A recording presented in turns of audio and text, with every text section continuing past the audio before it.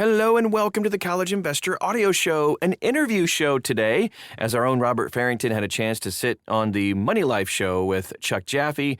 Always a great time with our good friend Chuck, and they had a great interview, and we'll jump right into it right now.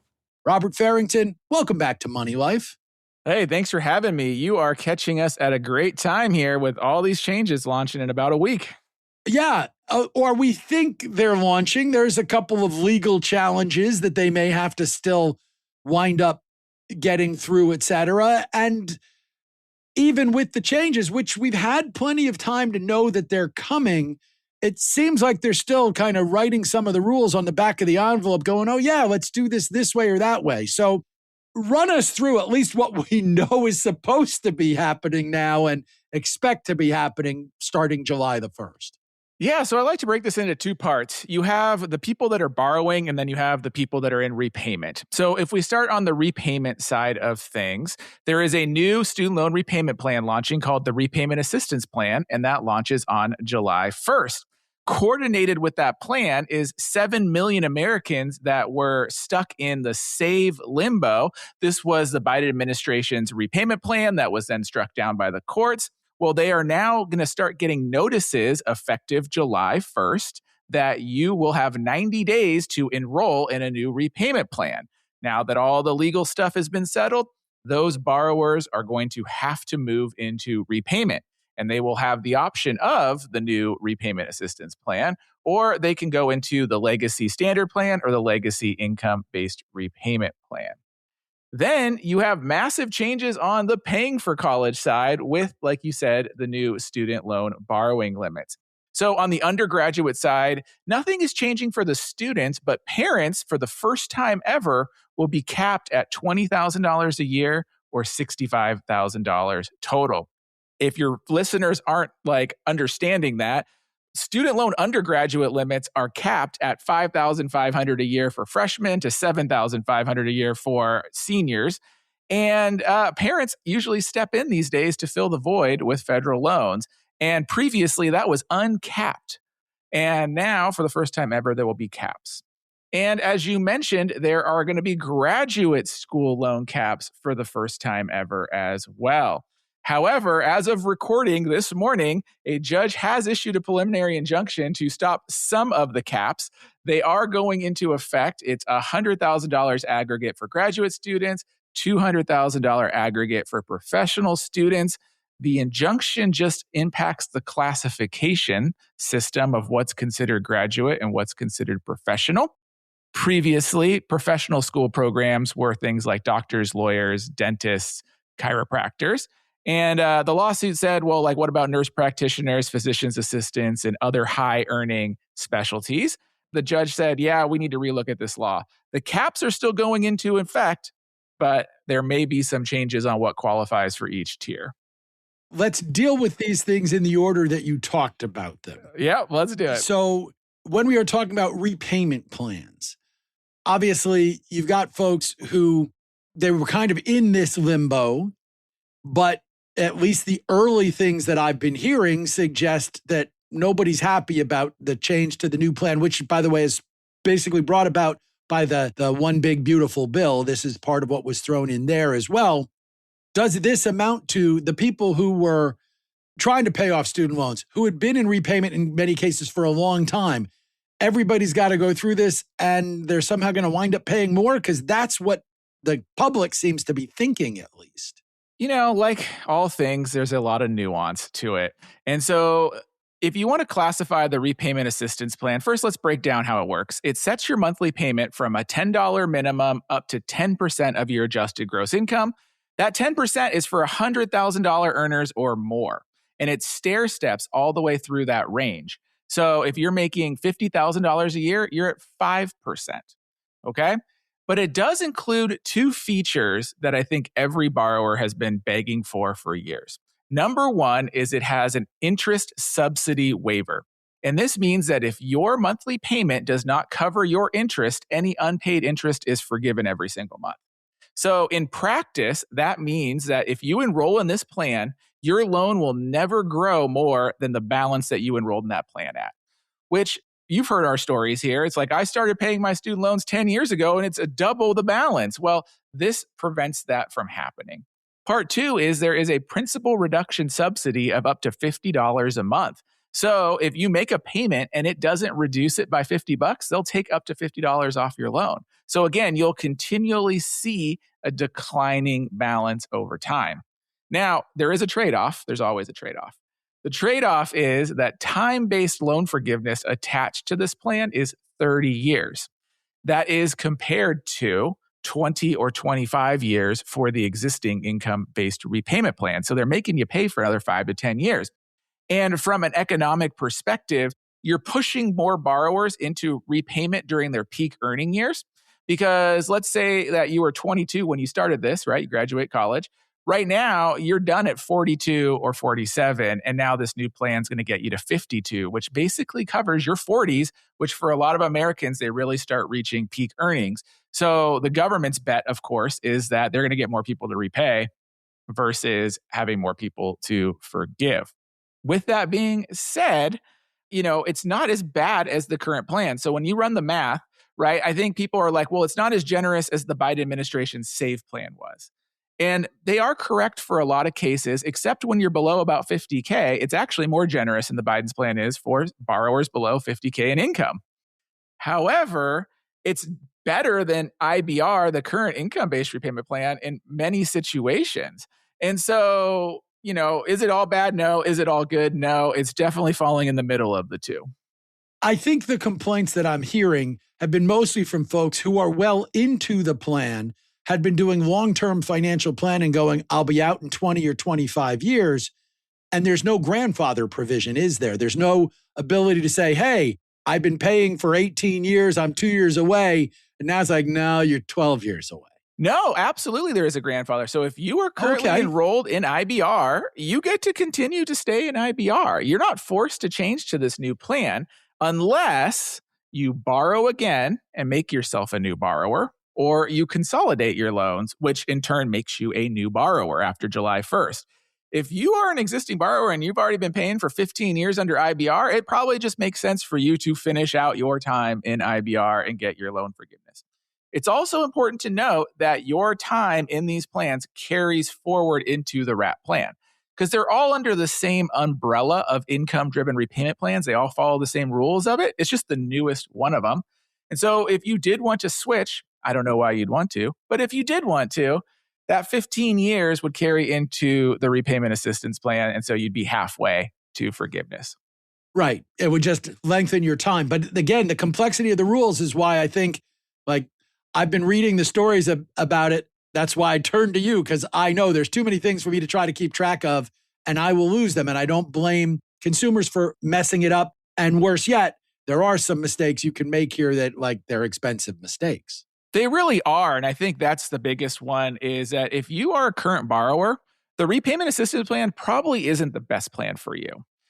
You probably want to run out your time on income-based repayment, even if the payment's slightly higher, because it's math. And I love the math here. But if you're paying $10 more a month for 5 years, it's probably better than paying a little bit lower for an extra 5 to 10 years. It's just the math of the repayment plans. So be mindful. It's important to note, though, starting July 1st, if you are a new borrower, so it's your first time ever borrowing, or you borrow again, your only option will be this WRAP plan. It'll be standard or WRAP, which was also one of the big goals to simplify the rules. The rules have been so crazy. There was 7 plans at one point in time, and now we're going to just have 2. You're going to have a standard plan and an income-based plan. Let's go to the other side of this, the part where we have limits in terms of how much folks can borrow. The big thing there has been, are they sufficient? If you are a professional and you are capped, given what we've seen in terms of inflation on tuition, are you going to be able to finance as much of your education as you had been? Well, let's start on the undergraduate side. And the undergraduate side, nothing has changed with the direct loans that a student can borrow. It's been the same limit since 2008, and you can argue that they should change. It's Parent Plus loans that are capped for the first time. However, we live in a day and age where there's more data on the value of a bachelor's degree than we have ever had in history. And the current value of a bachelor's degree is $40,000 to $80,000, depending on your major and gender, and that's net present value. So if you combine a undergraduate student's borrowing capacity and the parent's borrowing capacity, you can borrow $92,000 combined as a family unit today federally without going to private loans, which literally lets you borrow more than the value of a bachelor's degree is worth. So one of the things that families need to realize is that these limits are stop signs. It's literally the US government telling you, stop, you are probably not going to be able to afford repayment on this because we know all the data. And, let's face it, the government is a lender and they're trying to say, like, we want to get repaid. we want to make sure that we're not defaulting. And this is the limit where we're like, we've done all the economics and we're saying that, like, when you go beyond this, there is very high risk. And I think the big mindset shift that Americans need to realize is that education is an investment and it's not a risk-free investment. We could argue that college should be free and there's other things, but let's face it, in our current system, it costs money, it's an economic investment, and the investment may or may not pay off financially over time. And when you layer in risk in that investment with debt, it magnifies the risk. And that's what these limits are saying. It's putting out a stop sign to stop. So that's the deal on the undergraduate side. When you go to the graduate side, it is, let's realize, court actions are happening right now. But as the law is written, it was graduate students, which are master's degrees, you could borrow $20,500 a year or up to $100,000 in aggregate. And then professional degrees, which is doctors, lawyers, dentists, medical fields, things like that, $50,000 a year, $200,000 in aggregate borrowing. I think there is an argument to be made that the professional limits could be a little bit higher. I don't know if they need to be much higher, but a little bit higher. But I really want to focus on the graduate level, the master's degree level. So master's degrees are honestly the riskiest educational degrees in America. And when I say riskiest, I mean that the last data sets are showing that 40 to 50% of master's degrees have a negative financial return for the person that takes it out. 40 to 50%. It is wild how poor of an investment a master's degree can be. And then when you layer in certain fields that are requiring it, which is one thing that's not talked about, but you're going to see this in the next 6 months, Chuck. I'm going to put this on your calendar. One of the things they're going after is state accreditation agencies that are in conjunction with trade organizations, and they're making what's called degree inflation, and they're forcing people to take degrees that don't pay off to keep salaries down and indentured servitude for these fields. So it kind of all ties together when you look at the big picture that master's degrees were the riskiest. That's why they have the lowest caps. Professional degrees, less risky. I mean, there's still risk, but they have higher caps. And it's the first time ever they've really tried to address this issue. And I think it's really met with a lot of pushback. But as someone that's been doing this for 20 years, I can wholeheartedly say that well over half of the problems and crisis situations we see of people that borrow too much, predominantly master's degree level.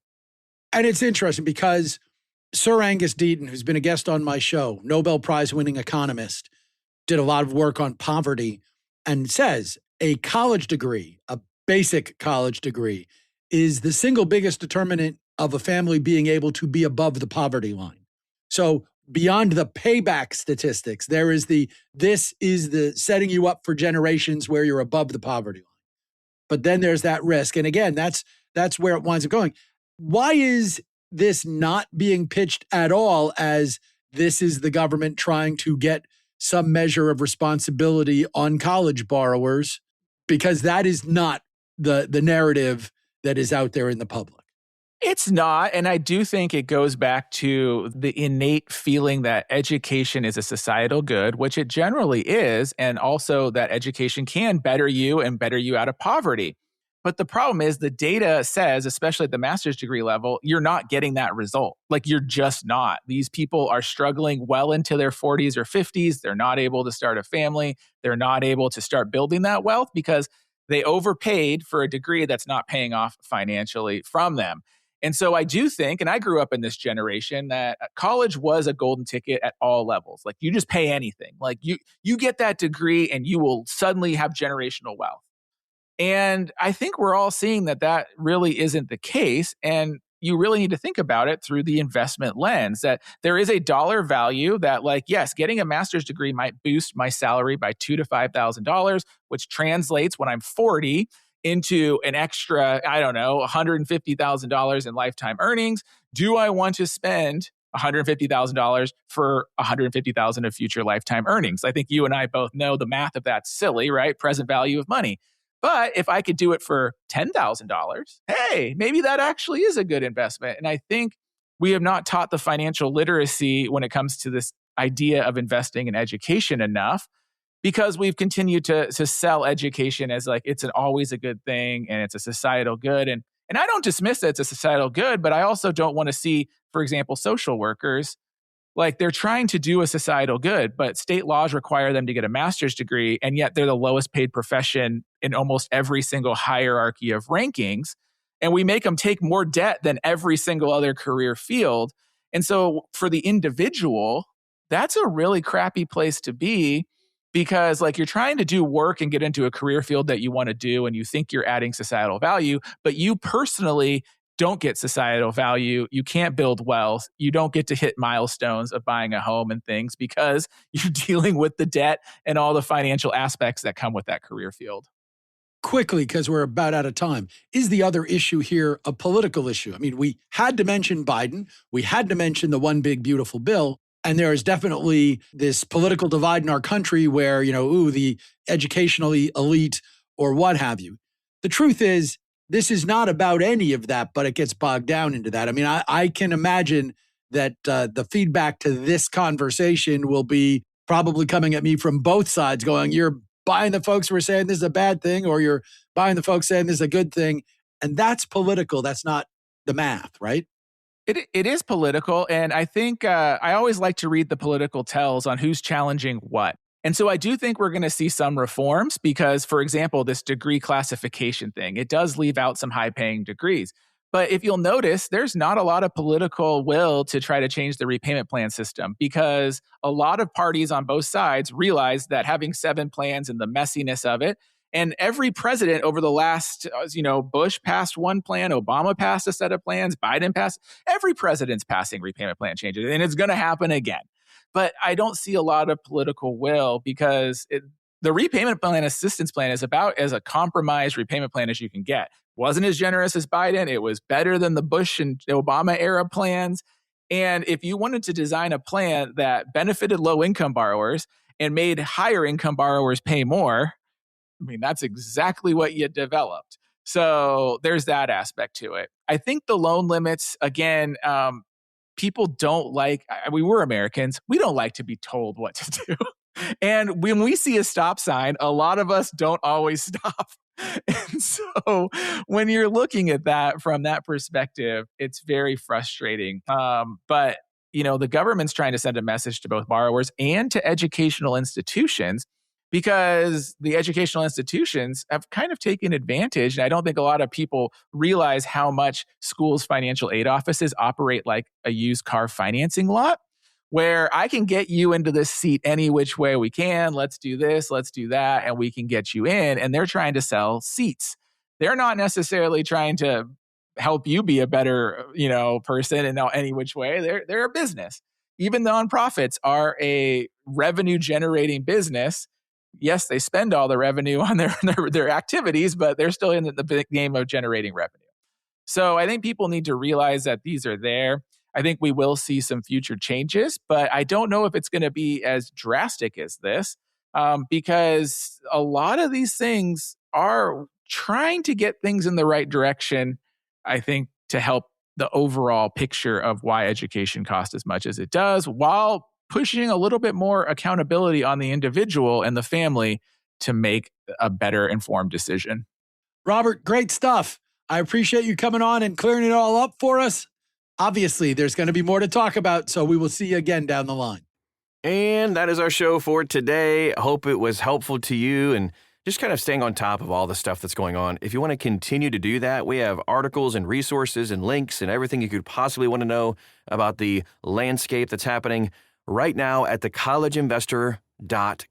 Also, type in those words, The College Investor, and you'll find us all over social media. Wherever you are, we're there too. We'd love to get to know you and help you wherever you are in your money journey. Thanks again so much for stopping by today, and we'll talk to you again real soon.